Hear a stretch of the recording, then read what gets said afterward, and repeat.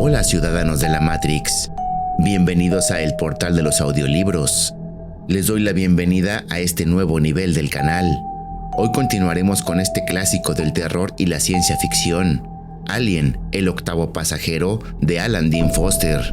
Tras la impactante revelación sobre la verdadera naturaleza de la misión de la Nostromo, la desconfianza y la paranoia entre la tripulación se disparan. Ripley, ahora plenamente consciente de que la compañía considera a la tripulación desechable, se enfrenta al reto de mantenerse viva, mientras lidia con una amenaza no solo externa en la forma del alienígena, sino también interna en la figura de Ash. Después de destruir a Ash, Ripley, Parker y Lambert son los únicos miembros restantes de la tripulación. Este capítulo se centra en su intento final de salvarse a sí mismos y, si es posible, destruir al alienígena que ha estado cazándolos implacablemente. La atmósfera de este capítulo es opresiva, con la sensación constante de que el tiempo se está agotando.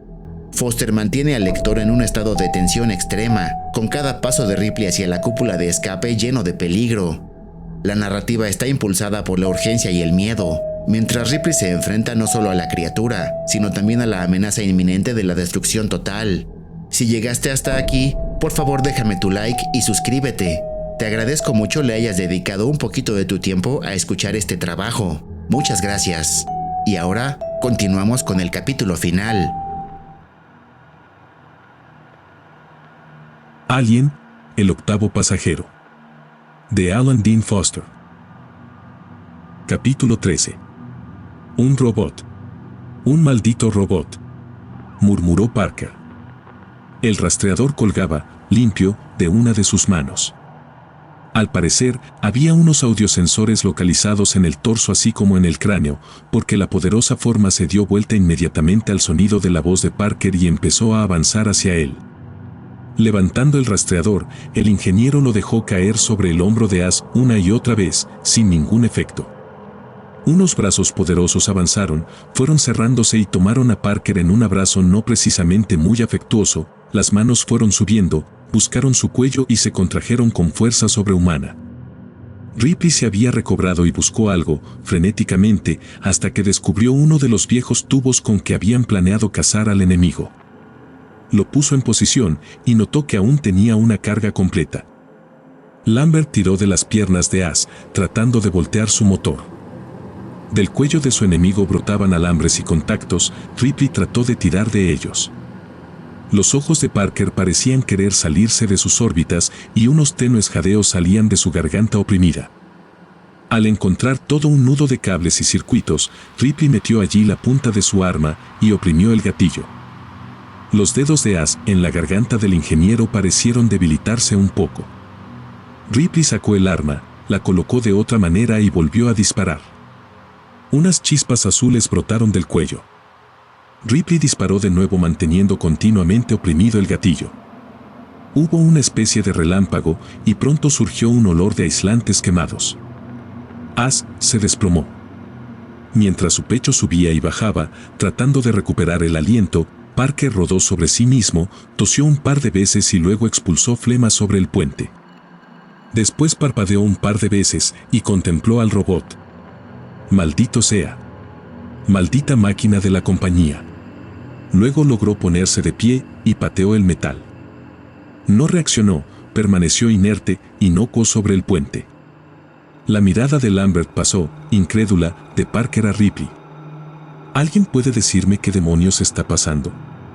Solo hay una manera de averiguarlo, dijo Ripley, dejando cuidadosamente el tubo a un lado y asegurándose que quedara a su alcance por si lo necesitara con urgencia. Luego se acercó al cuerpo. ¿Qué es eso?, preguntó Lambert. Ripley miró a Parker, que estaba frotándose el cuello.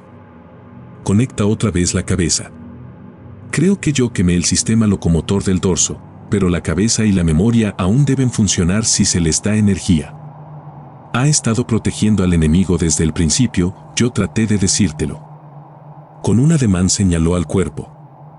Era difícil empezar a pensar en un compañero de la tripulación como en otra pieza del equipo. Recuerda que les hizo entrar en la nave contra todas las regulaciones, dijo Ripley, y su expresión se contrajo ante el recuerdo. Se valió de la vida de Kane como excusa, pero nunca le interesó Kane. Dejó que ese ser creciera dentro de su cuerpo, y todo el tiempo supo lo que estaba ocurriendo. Y después hizo sonar la bocina de emergencia para salvarlo. ¿Pero por qué?, dijo Lambert, aún luchando y tratando de entender las cosas. Solo estoy haciendo suposiciones, pero la única razón que puedo imaginar de poner un robot como miembro de la tripulación a bordo, con los demás, sin informarnos desde el principio, es que alguien quiso tener un observador que le informara de todos los acontecimientos, dijo ella mirando fijamente a Lambert. ¿Quién asigna el personal a las naves, hace cambios de último minuto con los científicos y sería la única capaz de poner secretamente un robot a bordo, y con qué propósito? Lambert, esta vez, respondió al momento. La compañía, dijo sin vacilar. Desde luego, dijo Ripley y sonrió sin alegría. Los zánganos de la compañía debieron de recibir la transmisión de la nave abandonada y como el Nostromo era la siguiente nave de la compañía que debía pasar por aquel cuadrante espacial, pusieron a As a bordo, para asegurarse de que seguiríamos algo que Madre llama la Orden Especial 937. Si los resultados de la transmisión resultaban sin importancia, As podía informar de eso, sin que nosotros supiéramos de qué se trataba. Si era algo importante, entonces la compañía se enteraba de lo que quería saber sin tener que enviar a un costoso equipo de exploración. Sencilla cuestión de maximizar las ganancias, minimizar las pérdidas. Ganancias suyas y pérdidas nuestras. Es grande eso, dijo Parker, airado. Hasta ahí, lo has expresado todo bien. Ahora dime por qué hemos de volver a unir a este maldito, y escupió sobre el cuerpo de As. Ripley había colocado la cabeza de As en una mesa y estaba tomando una línea de energía de una salida de la pared, cerca del autochef, para colocar la cabeza inmóvil. Tenemos que descubrir todo lo que haya estado ocultándonos. De acuerdo, Parker asintió, de mala gana. De acuerdo. Luego avanzó. A ver, déjame hacer eso. El ingeniero maniobró con los cables y las conexiones localizadas en la parte trasera de la cabeza de As, debajo del cabello artificial. Cuando los párpados del científico empezaron a moverse, Parker gruñó satisfecho y se apartó. Ripley se inclinó hacia adelante. As, ¿puedes oírme? No hubo respuesta. Ripley miró a Parker. El circuito está limpio. El nivel de energía se ajusta por sí solo. A menos que algunos circuitos importantes se interrumpieran cuando la cabeza cayó contra el puente, debiera contestar. Las células de la memoria y los componentes verbal-visuales se encuentran apretados en estos modelos complicadísimos. Espero que hable. Ripley probó de nuevo. ¿Puedes oírme? Una voz familiar, un poco distante, sonó en el lugar. Sí, puedo oírte. A Ripley le pareció difícil dirigirse a una cabeza sin cuerpo, por más que supiese que solo era parte de una máquina, como el tubo o el rastreador. Pero ella había trabajado demasiadas horas con As. ¿Qué era la Orden Especial 937? Eso va contra las reglas y contra mi programación interna, sabes que no puedo decírtelo. Ripley se echó hacia atrás. Entonces, no tiene objeto hablar. Parker, desconéctalo. El ingeniero tendió la mano hacia los cables y As reaccionó con velocidad suficiente para demostrar que sus circuitos cognitivos aún estaban intactos. En esencia, mis órdenes eran las siguientes. Parker mantuvo la mano amenazadora cerca de la línea de energía. Se me indicó desviar el Nostromo o asegurarme de que la propia tripulación no desviara de su curso original para que recibiera la señal. Programar a Madre para sacarlos a todos del hipersueño y programar su propia memoria para contarles a ustedes esa historia acerca de la llamada de emergencia. Los especialistas de la compañía ya sabían que la transmisión era una advertencia, no una señal de socorro. Las manos de Parker se cerraron, amenazantes. En las fuentes de la señal, continuó As, debíamos investigar una forma viva, casi ciertamente hostil, a juzgar por lo que los expertos de la compañía habían inferido de la transmisión, y traerla para que la compañía hiciese una evaluación y observación de cualquier aplicación comercial que tuviese. Todo con discreción, desde luego. Desde luego, dijo Ripley, imitando el tono indiferente de la máquina. Eso explica bastante bien por qué decidieron eso, en lugar de incurrir en los gastos de mandar primero toda una exploración. Pareció satisfecha de haber descubierto el razonamiento oculto tras las palabras de As. Está estrictamente prohibida la importación a cualquier mundo habitado, no digamos ya a la Tierra, de cualquier forma de vida peligrosa. Haciendo que todo pareciera como si unos simples trabajadores de un remolcador hubiesen tropezado accidentalmente con ella, la compañía tenía una manera de ver que llegase, involuntariamente, a la Tierra. Nosotros, mientras tanto, podríamos acabar en la cárcel, pero algo habría que hacer con la criatura. Naturalmente, los especialistas de la compañía estarían allí para recibir magnánimamente al peligroso recién llegado de manos de los funcionarios de la aduana, con unos bien repartidos sobornos para facilitar su entrega. Y si teníamos suerte, la compañía nos sacaría bajo fianza y se encargaría de nosotros en cuanto las autoridades determinaran que realmente éramos tan estúpidos como parecíamos. Y realmente lo habíamos sido. Pero, ¿por qué? Quiso saber Lambert. ¿Por qué no nos advirtieron? ¿Por qué no nos pudieron decir en qué nos estábamos metiendo? Porque quizás no hubiesen ustedes estado de acuerdo, explicó Ash con fría lógica. La política de la compañía requería la colaboración a ciegas. Ripley tiene razón cuando habla de su honrada ignorancia. Tú y la maldita compañía. Gruñó Parker. ¿Y qué nos dices de nuestras vidas, hombre? No soy un hombre, corrigió Ash, tranquilamente. En cuanto a sus vidas, creo que la compañía las consideró prescindibles, era la forma extraña de vida la que le interesaba principalmente. Se esperaba que ustedes pudiesen contenerla y vivir para recoger sus bonificaciones, pero debo reconocer que esa era una consideración secundaria. No era algo personal de parte de la compañía, tan solo dependía de la suerte. Muy tranquilizador, dijo Ripley, burlona. Pensó un momento y luego añadió, ya nos has dicho que el propósito de enviarnos a ese mundo era investigar una forma de vida casi ciertamente hostil. Y que unos expertos de la compañía todo el tiempo supieron que la transmisión era una advertencia, no una señal de socorro. Sí, respondió Ash. Según lo que determinaron los expertos, era demasiado tarde para que la llamada de auxilio sirviera para algo a quienes la enviaron. La otra señal era terriblemente explícita, muy detallada. La nave abandonada que encontramos había aterrizado en el planeta, al parecer en el curso de una expedición normal, y como Kane, sus tripulantes encontraron una o más de las esporas. La transmisión no decía si los exploradores tuvieron tiempo de determinar si las esporas se habían originado en ese mundo en particular o si habían emigrado allí desde otra parte. Antes de ser abrumados, lograron enviar una advertencia para que los habitantes de otras naves que pensaran llegar a ese mundo no corrieran su misma suerte. Llegaran de donde llegaran, fueron seres nobles, esperemos que la humanidad vuelva a encontrarlos en circunstancias más gratas. Eran mejores que algunos en que estoy pensando, dijo Ripley, tensa. Por ejemplo, en ese ser extraño que está a bordo. ¿Cómo lo matamos? Los exploradores que tripulaban la nave abandonada eran más grandes y posiblemente más inteligentes que los humanos. No creo que ustedes puedan matarlo, pero quizás yo lo logre.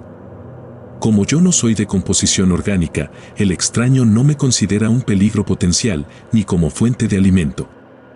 Soy considerablemente más fuerte que ninguno de ustedes, quizás pueda enfrentarme al ser extraño. Sin embargo, en este momento no estoy precisamente en mi mejor condición. Si ustedes quisieran recolocar. Buen intento, Ash, lo interrumpió Ripley, sacudiendo la cabeza de lado a lado, pero eso es imposible. Idiotas. Aún no se dan cuenta de con quién tienen que enfrentarse.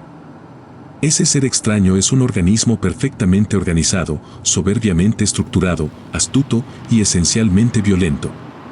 Con sus limitadas capacidades ustedes no tienen ninguna posibilidad contra él. ¡Santo Dios!, dijo Lambert, contemplando asombrada la cabeza. ¿Admiras a esa maldita cosa? ¿Cómo no admirar la sencilla simetría que presenta? Un parásito interespecie, capaz de medrar de cualquier forma de vida que respire, sea cual sea su composición atmosférica. Capaz de permanecer dormido durante periodos indefinidos en las condiciones más adversas. Su único propósito es reproducir su propia especie, y cumple con esa tarea con eficacia suprema. No hay nada en la experiencia de la humanidad que pueda compararse con él. Los parásitos que los hombres están habituados a combatir son mosquitos y artrópodos minúsculos y similares. Esta criatura es, para ellos, en barbarie y eficacia, lo que el hombre es para el gusano en materia de inteligencia. Ustedes no pueden imaginar siquiera algún modo de enfrentarse a él. Bueno, ya oí bastantes estupideces, dijo Parker, bajando la mano hacia el cable de energía. Ripley levantó una mano, advirtiéndole, y contempló la cabeza. Se supone que tú, As, eres parte de nuestra tripulación. Eres oficial en ciencia, así como instrumento de la compañía. Ustedes me dieron la inteligencia, y con el intelecto viene la inevitabilidad de la elección. Yo solo soy leal al descubrimiento de la verdad, y una verdad científica exige belleza, armonía, y sobre todo sencillez. El problema de ustedes contra el extraño producirá una solución sencilla y elegante. Solo uno sobrevivirá. Supongo que eso nos pone a los humanos en nuestro lugar, ¿verdad? Dime algo, As. La compañía esperaba que el Nostromo llegara a la estación de la Tierra tan solo contigo y con el ser extraño vivo, ¿verdad? No, sinceramente esperaba que ustedes lograran sobrevivir y contener al ser extraño. Los funcionarios de la compañía sencillamente no sabían lo peligroso y eficaz que es el enemigo. ¿Qué crees que va a pasar cuando llegue la nave, suponiendo que todos estamos muertos y que el extraño, en lugar de estar apropiadamente encerrado, domine la nave? No lo sé. Existe la clara posibilidad de que el ser logre infectar al comité de bienvenida y a otros que entren en contacto con él antes de que se percaten de la magnitud del peligro y puedan tomar medidas para combatirlo, pero para entonces será muy tarde. Miles de años de esfuerzos no han capacitado a la humanidad a erradicar otros parásitos. Nunca ha encontrado uno tan avanzado. Traten de imaginar varios miles de millones de mosquitos interactuando en una misma inteligencia conjunta de unos con otros. ¿Tendría la humanidad alguna oportunidad contra ellos? Desde luego, si yo estoy presente y en condiciones de funcionar cuando llegue el Nostromo, puedo informar al comité de bienvenida de lo que puede esperar y cómo proceder con seguridad en su contra. Si me destruyen, se arriesgan a desencadenar una terrible plaga sobre la humanidad. Un silencio reinó alrededor de la mesa, pero no por mucho tiempo. Parker fue el primero en hablar. La humanidad, en la persona de la compañía, no parece preocuparse mucho por nosotros, y nosotros correremos nuestros riesgos con el enemigo. Al menos, sabemos dónde se halla. Echó una mirada a Ripley. Ninguna plaga va a preocuparme si yo no estoy allí y no tengo que vérmelas con ella. Digo que lo desconecten. De acuerdo, dijo Lambert. Ripley rodeó la mesa y empezó a desconectar el cable. Una última palabra. Se apresuró a decir As. Un legado, si ustedes quieren. Ripley vaciló. ¿Y bien? Quizás sea realmente inteligente, realmente deberían tratar de comunicarse con él. ¿Lo hiciste tú? Por favor, permitan que me lleve algunos secretos a la tumba. Ripley desconectó el cable. Adiós, As. Volvió entonces la atención a sus compañeros. Cuando se trata de escoger entre parásitos, prefiero enfrentarme al que no miente. Además, si no podemos vencer a esa cosa, podremos morir felices sabiendo que va a clavar sus garras en los expertos de la compañía. Ripley se había sentado ante el tablero de la computadora central en el anexo principal, cuando Parker y Lambert fueron a unírsele. Ripley habló, desalentada. En una cosa tenía razón, no tenemos gran oportunidad. Indicó entonces unos datos que brillaban en la pantalla. Solo nos queda oxígeno para 12 horas. Entonces, todo se acabó, dijo Parker, mirando al suelo. Reconectar a As sería una forma más rápida de suicidio. Estoy seguro de que él podría enfrentarse al enemigo, pero no nos dejaría con vida. Esta fue una orden de la compañía, que no quiso revelarnos porque habiéndonos dicho todo lo demás, no podría dejarnos con vida para informar de los planes de la compañía a las autoridades del puerto. As fue una leal máquina de la compañía. Yo no sé qué opinen ustedes, dijo Lambert, seria. Pero creo que prefiero una muerte sin dolor, pacífica, a las demás alternativas que se nos ofrecen. Aún no estamos en esas. Lambert mostró un pequeño frasco con cápsulas. Ripley reconoció las cápsulas para el suicidio, por el color rojo y por el cráneo y las tibias en miniatura impresas en cada una. Todavía no. Ripley se dio vuelta en su silla. Digo que aún no. Permitieron que Ash los convenciera que era el único capaz de enfrentarse al extraño, pero él es quien yace allí desconectado, y nosotros no. Aún tenemos otra alternativa. Creo que podríamos volar la nave. ¿Es esa tu alternativa?, dijo Lambert suavemente. Yo prefiero los productos químicos, si te parece. No. ¿Recuerdas lo que propusiste antes, Lambert? Nos íbamos en la nave menor y hacíamos estallar el Nostromo. Nos llevábamos el aire restante en tanques portátiles. Esa nave tiene su propio abasto de aire. Con el aire extra, hay una oportunidad de que podamos llevarlo de vuelta al espacio que surcan las naves y de que alguna nos recoja. Para entonces quizás estuviéramos respirando solo restos, pero es una oportunidad. Y nos desharíamos del enemigo. Quedaron todos en silencio, pensando. Parker levantó la mirada hacia Ripley y asintió con la cabeza. Eso me gusta más que la química, además, me gustará ver volar en pedazos una propiedad de la compañía. Se levantó para partir. Empezaremos a meter el aire en botellas. El ingeniero supervisó la transferencia de aire comprimido de los grandes tanques del Nostromo a unos recipientes más pequeños y portátiles que pudiesen llevarse. ¿Es todo?, replicó Ripley cuando Parker se recostó cansadamente contra la pared. Todo lo que podemos llevar. Con un ademán, indicó los recipientes. Quizás no parezca mucho, pero está realmente bajo presión.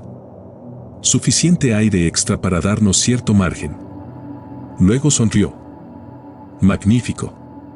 Un poco de comida artificial, los motores en marcha y salgamos de aquí. Luego se detuvo ante un pensamiento súbito. Jones. ¿Dónde está Jones? ¿Quién sabe?, respondió Parker, indudablemente poco interesado en el paradero del gato. La última vez que lo vi estaba olfateando el cuerpo de Ash, dijo Lambert. Ve a ver, no quiero dejarlo, aún somos demasiado humanos para eso. Lambert echó una dura mirada a su compañera.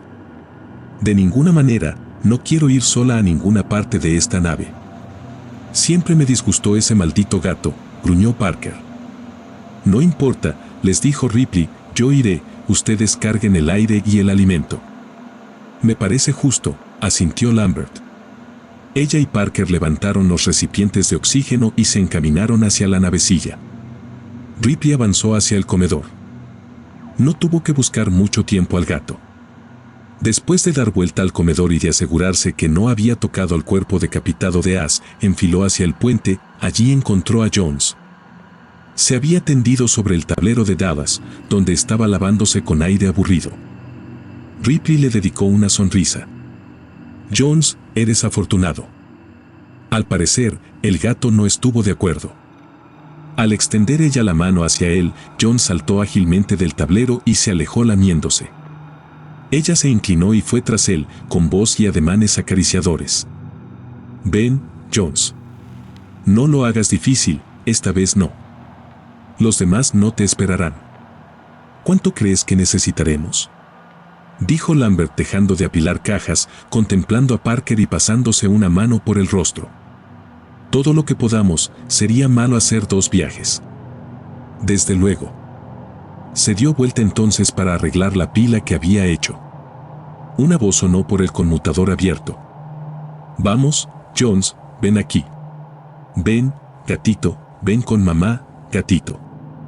El tono de Ripley era suave y acariciador, pero Lambert pudo notar su exasperación contenida. Parker salió tambaleante de la alacena número 2, oculto bajo una doble brazada de alimentos. Lambert continuaba escogiendo cajas, ocasionalmente escogiendo una por otra. La idea de comer alimentos artificiales crudos no procesados resultaba muy poco alentadora. En la minúscula nave no había autochef. Aquel alimento crudo podía mantenerlos con vida, pero eso era todo, y ella deseaba seleccionar lo mejor que hubiese. Lambert no notó una débil luz roja en el rastreador que había allí cerca. Vamos. Jones.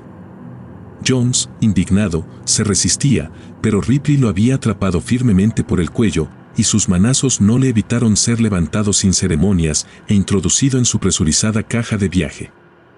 Ripley la encendió. Allí estás, ahora respira tu olor reciclado durante un rato.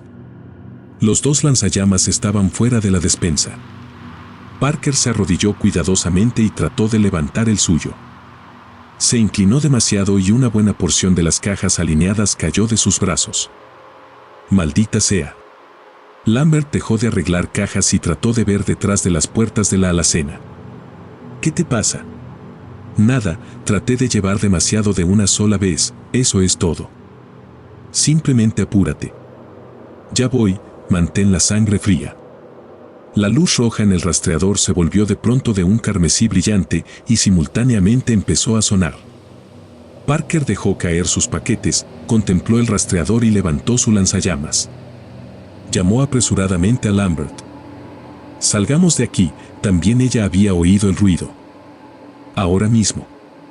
Algo produjo un sonido distinto detrás de ella. Se volvió y profirió un grito cuando una mano la sujetó súbitamente. El ser extraño aún estaba saliendo del respiradero. Ripley oyó el grito por el comunicador abierto en el puente y se quedó helada. Parker volvió a mirar dentro de la alacena y estuvo a punto de volverse loco cuando vio lo que el ser extraño estaba haciendo. Parker no podía atacarlo con el lanzallamas sin quemar a Lambert. Blandiendo el incinerador como una masa, cargó dentro de la alacena. Maldito. El extraño dejó caer a Lambert, ella quedó inmóvil en el piso, en el momento en que Parker descargaba al extraño un sólido golpe con el lanzallamas. El extraño no parpadeó, el ingeniero habría podido estar tratando de fracturar la pared. Intentó agacharse para evitarlo, pero falló.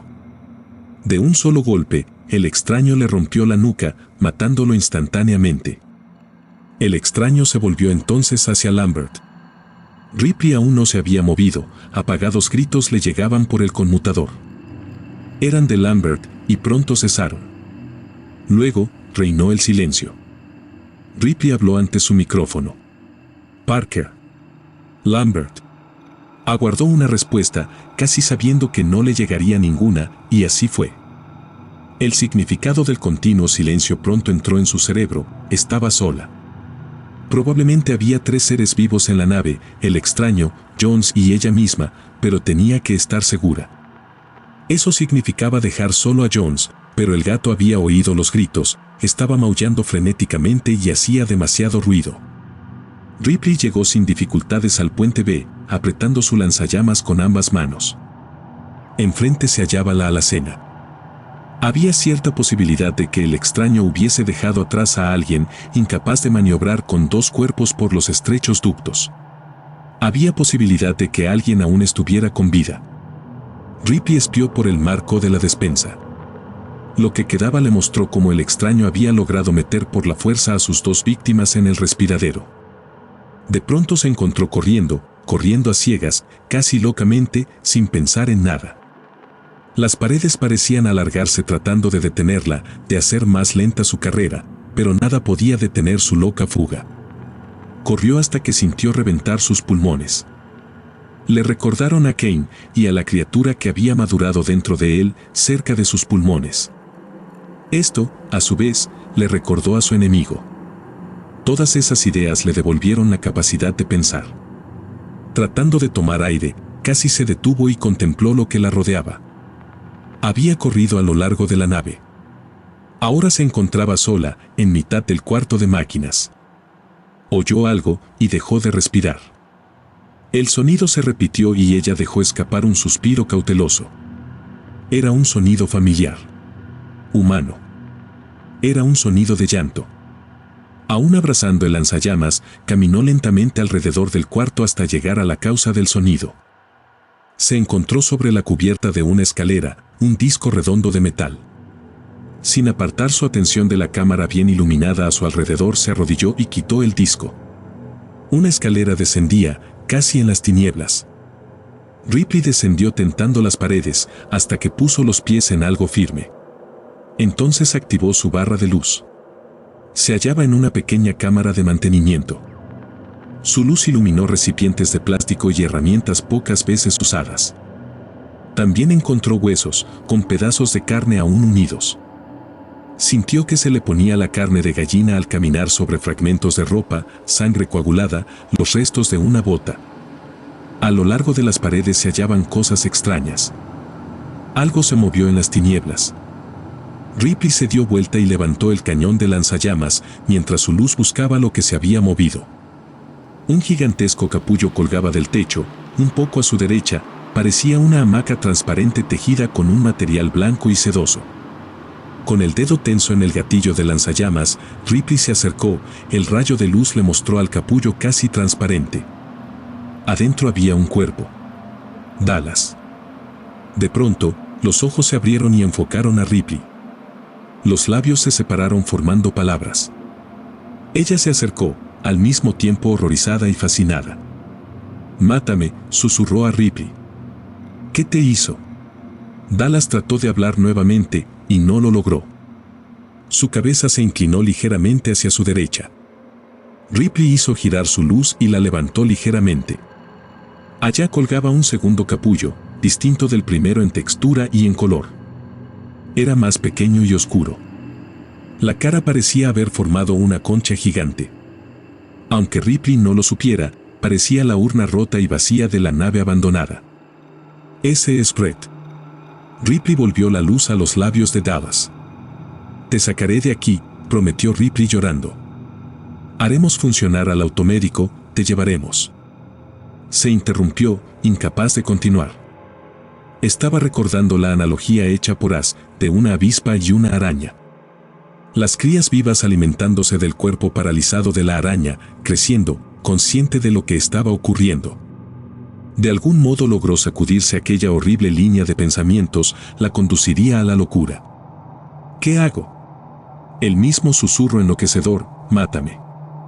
Ripley lo contempló, por fortuna, los ojos se habían cerrado, pero los labios aún temblaban, como preparando un grito.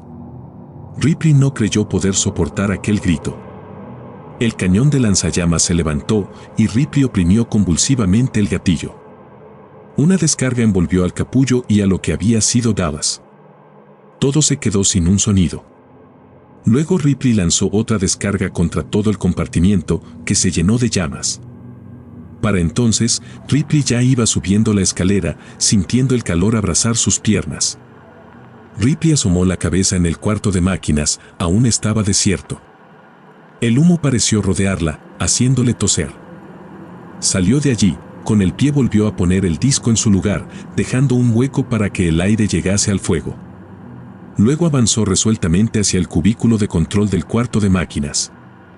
Aparatos y controles funcionaban adentro pacientemente, en espera de que se les ordenara qué hacer. En un tablero particular, los interruptores estaban en rojo. Ripley los estudió, recordó ciertas frecuencias y empezó a desconectar los interruptores, uno por uno. Un interruptor doble yacía protegido bajo una cubierta. Ella lo contempló un momento, luego retrocedió y lo soltó, con la culata de lanzallamas lo movió y encendió el doble control. Tuvo que aguardar una eternidad, las sirenas empezaron a aullar. Una voz llamó desde intercomunicación y Ripley dio un salto hasta que reconoció la voz de madre. «Atención. Atención. Las unidades de enfriamiento de los motores de hiperimpulso no están funcionando. Las cubiertas no están funcionando. Los motores se sobrecargarán en 4 minutos 50 segundos, 4 minutos 50 segundos». Ripley iba a la mitad del corredor B cuando se acordó de Jones. Lo encontró maullando continuamente frente al micrófono, tranquilo y solitario en su caja presurizada, entre el puente y el nivel B. Ripley lo levantó y corrió con la caja azotando sus piernas rumbo a la navecilla, con el lanzallamas asegurado bajo el otro brazo. Dio vuelta a la última curva que conducía a la navecilla. De pronto dentro de su caja Jones bufó, los pelos de su lomo se pusieron de punta. Ripley se detuvo y contempló fascinada la cerradura abierta.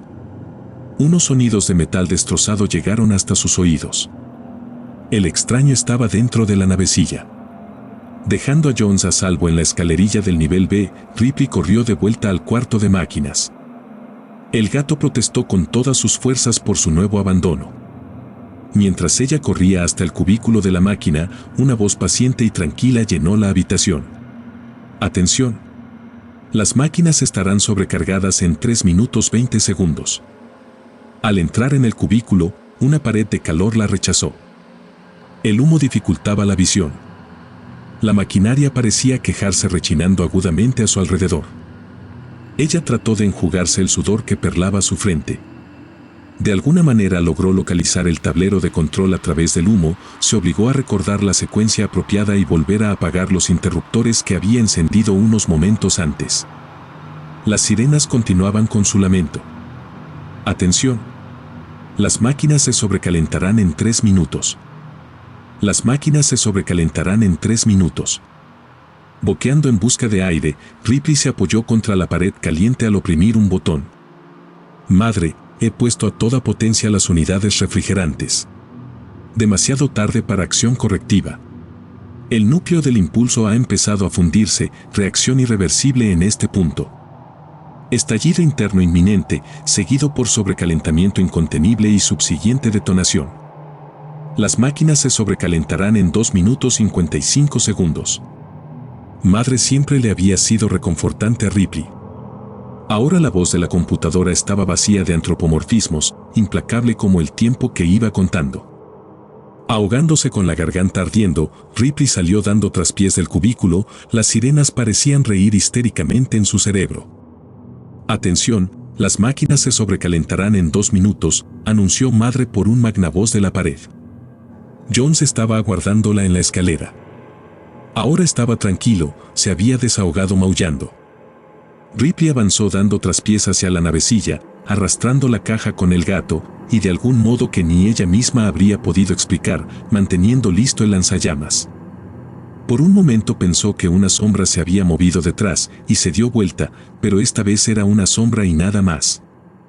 Ripley vaciló en el corredor, sin saber qué hacer y terriblemente agotada, pero una voz se negó a dejarla descansar. Atención. Las máquinas explotarán dentro de 90 segundos. Dejando en el piso la caja de Jones, Ripley abrazó el lanzallamas con ambas manos y corrió hacia la navecilla. Estaba vacía. Ripley giró, volvió a toda velocidad por el corredor y tomó la caja del gato. No se materializó nada para desafiarla. Atención, las máquinas explotarán dentro de 60 segundos. Anunció Madre con toda calma. Un airado Jones se encontró lanzado cerca del tablero principal cuando Ripley se dejó caer en el asiento del piloto. No había tiempo de planear minucias como la trayectoria o el ángulo de despegue.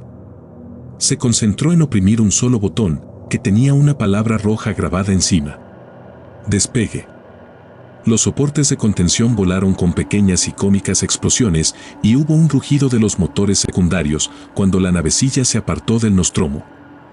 Las fuerzas G parecieron desgarrar a Ripley mientras luchaba por asentarse. Las fuerzas G pronto se desvanecerían, resultado de que la navecilla hubiese salido del campo de hipertensión del Nostromo y se apartara en diagonal sobre su propia ruta por el espacio. Ripley terminó de atarse, luego se permitió respirar profundamente el aire limpio de la navecilla. Verdaderos aullidos penetraron en su cerebro agotado. Desde su puesto, apenas pudo tocar la caja con el gato. Su cabeza se inclinó sobre la caja y las lágrimas brotaron de sus ojos enrojecidos por el humo al apretarla contra su pecho. Su mirada se posó en la pantalla que daba hacia atrás. Un minúsculo punto de luz fue convirtiéndose silenciosamente en una majestuosa bola de fuego que iba creciendo, enviando tentáculos de metal retorcido y plástico desgarrado. Fue desvaneciéndose y entonces fue seguida por una bola de fuego mucho más grande al explotar la refinería. 2.000 millones de toneladas de gas y maquinaria vaporizada llenaron el cosmos oscureciendo la visión de Ripley hasta que por fin empezaron a desvanecerse. La vibración llegó a la navecilla poco después, cuando el gas sobrecalentado pasó sobre ella. Cuando la nave hubo recobrado el equilibrio, Ripley se desató y fue a la parte trasera de la pequeña cabina. Desde allí vio por una escotilla trasera. Su rostro estaba bañado con una luz anaranjada al desvanecerse el último de los globos de fuego. Finalmente, Ripley se dio vuelta. El Nostromo, sus compañeros, todo había dejado de existir. En aquel momento de quietud y soledad, eso la afectó más de lo que hubiese creído. La condición definitiva de aquello era difícil de aceptar, el conocimiento de que ya no existían como componentes, por muy insignificantes que fuesen, de un gran universo. Ni siquiera como cadáveres, sencillamente eran un no. Ripley no vio la enorme mano que se estiraba hacia ella saliendo del escondite de las sombras profundas, pero Jones sí la vio y dio un aullido. Ripley giró sobre sí misma y se encontró ante la criatura que había estado en la navecilla todo el tiempo. Su primer pensamiento fue el lanzallamas. Yacía sobre el puente junto al extraño agazapado. Desesperadamente, Ripley buscó espacio para retroceder. A su lado había un minúsculo armario. Su puerta se había abierto con la vibración del gas en expansión. Ripley empezó a avanzar, de lado, hacia él. La criatura empezó a levantarse en cuanto Ripley se movió. Ripley saltó hacia el armario y se arrojó hacia el interior, mientras su mano buscaba desesperadamente la cerradura. Al caer dentro, su peso hizo que la puerta se cerrara tras ella con estrépito. Había una lumbrera en la parte posterior de la puerta. Ripley se encontró prácticamente de narices contra ella en el armario vacío. Afuera, el extraño puso su cabeza junto a la ventana, mirando al interior casi con curiosidad, como si Ripley estuviese exhibiéndose en una jaula. Ripley trató de gritar y no pudo. El grito murió en su garganta. Todo lo que pudo hacer fue contemplar con ojos desorbitados la aparición, que a su vez la miraba. El armario no estaba sellado, y un sonido característico llegó a Ripley desde fuera. Sorprendido, el ser extraño dejó la escotilla para inspeccionar la causa del extraño ruido. Se agachó y levantó la caja, haciendo que Jones gruñera en un tono más alto. Ripley tocó con ambos puños el cristal, tratando de distraer la atención de la criatura, para que dejara al animal indefenso. Su táctica resultó. En un segundo, el ser extraño estuvo de vuelta ante el cristal. Ripley se quedó helada y el ser regresó a su tranquila inspección de la caja de Jones. Ripley inició una búsqueda frenética en aquel lugar confinado. Poco había dentro, salvo su propio traje de presión. Moviéndose rápidamente pese a que sus manos temblaban, Ripley logró ponérselo. Afuera, el extraño estaba sacudiendo la caja del gato. Jones aullaba por el diafragma de la caja. Ripley había entrado a medias en el vestido de presión cuando el extraño arrojó al suelo la caja. Rebotó, pero se conservó entera. Recogiéndola de nuevo, el extraño la arrojó contra una pared. Fuera de sí, Jones aullaba continuamente. Por la fuerza, el extraño metió la caja en una rendija entre dos conductos expuestos y empezó a golpearla, mientras Jones luchaba por escapar, bufando y escupiendo. Colocándose el casco, Ripley logró asegurarlo. No había nadie allí para ayudarla a verificar. Si los sellos habían quedado mal fijados, ella pronto lo descubriría. Un toque activó el respirador y el traje se llenó de vida. Ripley luchó por hacer una última búsqueda dentro del casillero. No había nada parecido a un láser y de todos modos no lo habría podido usar. En un largo rodillo de metal, al quitarle su capa protectora de caucho, vio un extremo agudo. No era una gran arma, pero le dio un poco de confianza, algo más importante aún. Respirando profundamente, entornó con lentitud la puerta y luego de un puntapié la acabó de abrir. El extraño se volvió para encararse a la alacena y recibió el ataque de la lanza de metal en mitad del cuerpo. Ripley había corrido con todo su peso tras el arma, que penetró profundamente. El ser extraño aferró el rodillo, mientras un fluido amarillo empezaba a brotar, zumbando violentamente al hacer contacto con el metal. Ripley rebotó hacia atrás y alcanzó a sujetar un soporte mientras que con la otra mano buscaba una salida de emergencia. Aquello abrió la escotilla trasera. Instantáneamente, todo el aire de la navecilla y todo lo que no estuviese asegurado por amarras fue absorbido por el espacio exterior. El ser extraño pasó volando junto a ella. Con reflejos inhumanos, buscó algo que sobresaliera y alcanzó la pierna de Ripley por encima del tobillo. Ripley se encontró colgando parcialmente de la escotilla mientras tiraba desesperados puntapiés a aquel ser que aferraba su pierna. No la soltaría. Había una palanca cercana a la salida de emergencia y ella la bajó. La escotilla se cerró con estrépito, dejándola dentro, con el extraño afuera. El ácido empezó a espumear a lo largo de la escotilla, brotando del miembro aplastado del ser que aferraba su tobillo. Luchando por avanzar, Ripley examinó el tablero, encontró los interruptores que activaban los motores secundarios y oprimió varios botones. Cerca de la proa de la navecilla, una energía incolora brotó hacia adelante. Incendiado, el ser extraño cayó de la nave. En el momento en que se soltó, el ácido dejó de fluir. Ripley observó nerviosamente las burbujas que continuaban, pero había habido poca emisión y finalmente se detuvo. Ripley maniobró con el pequeño tablero de la computadora y guardó los datos. Daños en la escotilla trasera, dudosos. Análisis, pequeña reducción del casco. Integridad de la nave no comprometida. Capacidad de contenido atmosférico no reducida. Sellador suficiente para compensar. Observación, repárese la sección dañada cuando llegue a destino. El estado del casco será inspeccionado. Ripley dejó escapar un grito y luego retrocedió para ver la escotilla trasera. Una forma humeante que se debatía iba alejándose de la nave, pedazos de carne calcinada se esparcían a su alrededor. Por fin el organismo increíblemente resistente sucumbió a las leyes de la presión diferencial y el ser extraño fue hinchándose hasta estallar, enviando pequeñas partículas en todas direcciones. Por fin inofensivos, los fragmentos fueron perdiéndose de vista. Ripley no habría podido decir que estaba alegre, había arrugas en su rostro y un lugar vacío en su cerebro que anulaba esa posibilidad. Logró relajar su cuerpo y reclinarse en el asiento del piloto. Un toque a varios botones represurizó la cabina. Ripley abrió la caja de Jones. Con esa maravillosa facilidad común a todos los gatos, Jones ya había olvidado el ataque. Se acurrucó en el regazo de Ripley y volvió a sentarse, se hizo una rosca, satisfecho y empezó a ronronear. Ripley le dio palmaditas, mientras dictaba a la grabadora de la nave. Debo llegar a la frontera dentro de otros 4 meses aproximadamente. Con un poco de suerte, la red de boyas recogerá mi SOS y dará la alarma. Tendré una declaración hecha para los medios de comunicación y entregaré una copia triplicada oculta con algunos comentarios de cierto interés para las autoridades concernientes a ciertas medidas de la compañía.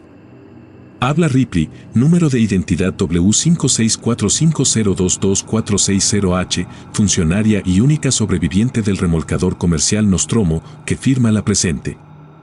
Con el pulgar, Ripley apagó la grabadora. Había quietud en la cabina, por primera vez en muchos días. Le pareció casi imposible poder descansar ahora, tuvo esperanzas de no soñar. La mano de Ripley acarició la piel anaranjada de Jones, y luego sonrió. «Ven gatito, vámonos a dormir».